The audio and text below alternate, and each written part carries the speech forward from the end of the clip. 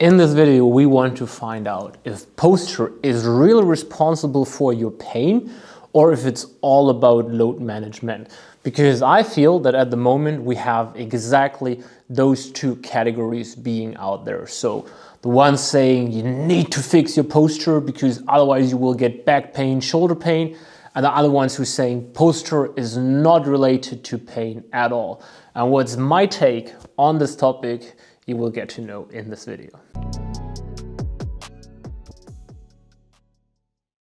At least in my bubble on Instagram recently, I've seen a lot of physios and the whole physiotherapy new bubble posting about how posture has nothing to do with pain. And whereas I 100% agree on that posture alone has no influence on pain, a very big thing is missing in this discussion. And in my opinion, posture definitely has a place in this discussion when it comes to pain. Because what happens with certain postures is that they will give you bottlenecks in your program. Let me explain that. Any type of posture is advantageous for certain movements and so also disadvantageous for others. That's why those postures develop. That's why powerlifters usually look more like powerlifters. That's why basketball players look more like basketball players and gymnasts look like gymnasts. Different sports will create different demands on the body and so also different shapes, different postures. So a certain slouchy posture is not bad in general, but it creates favorable movements and other ones that are not so favorable.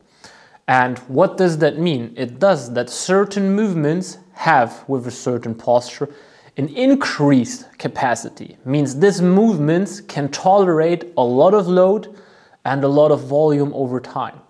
And there are other structures based on your individual posture that will experience a lot of load with already little volume and little intensity on the bar.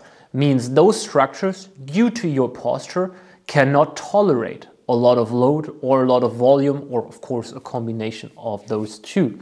And if this is a bottleneck that causes problems in your program, let's say you are a power lifter and you're experiencing lower back pain, and you are someone lifting dominantly over your back extensors because you're having trouble to extending your hips because you're naturally more in that posture of a hollow back, then this is probably something due to your posture that creates problems. But it's not the posture itself that is causing the problems. It's posture plus load plus volume plus factor time.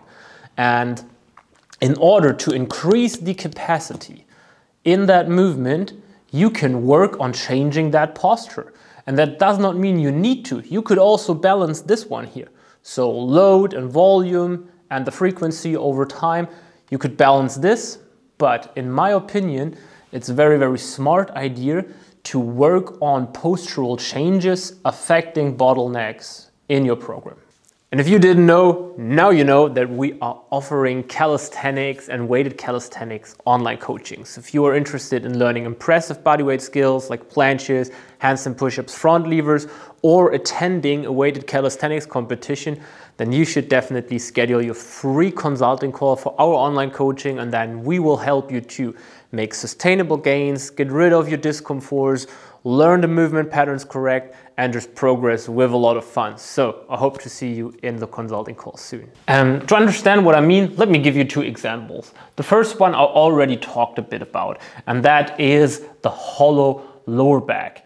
And if you have a movement strategy, let's say with lifting, that requires always a lot of deadlift closing through that spinal extension, deadlift top position, through spinal extension, because you're not able to fully extend that hip and therefore using your glutes to really create that end range, then you will have a lot of stress in those areas.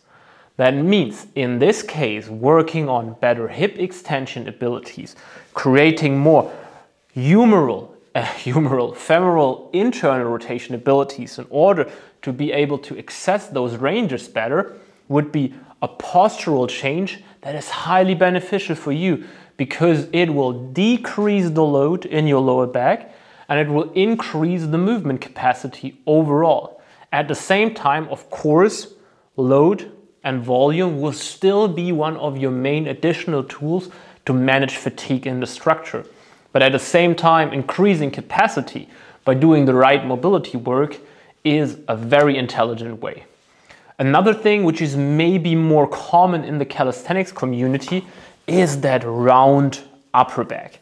What that does is it will give you good abilities to work in front of your body in those external rotation bias movements, but the moment we are required to work behind the body, so we're doing more dips, more pressing, bench pressing exercises, and due to our posture, we're not very good to access humeral internal rotation, to move the arm in a very efficient manner behind our body, then this will create a lot of stress.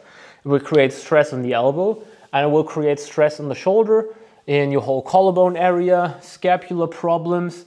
All of those can occur because the movement strategy that you are not very good at is overloaded. So again, you can't blame it on your posture because it's only the posture plus the load that you applied. But at the same time, it's 100% true that if you would work on improving the posture for increasing the loading capacity, then it would also be a smart way to do it. So try just not to visualize it in black and white. It's the gray in between.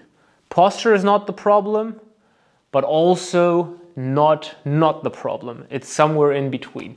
So whenever you're experiencing that a certain movement or certain types of movements always get overloaded pretty quick and you're experiencing discomforts and pains, thinking about improving your biomechanics, your posture for this type of movements is a very smart strategy.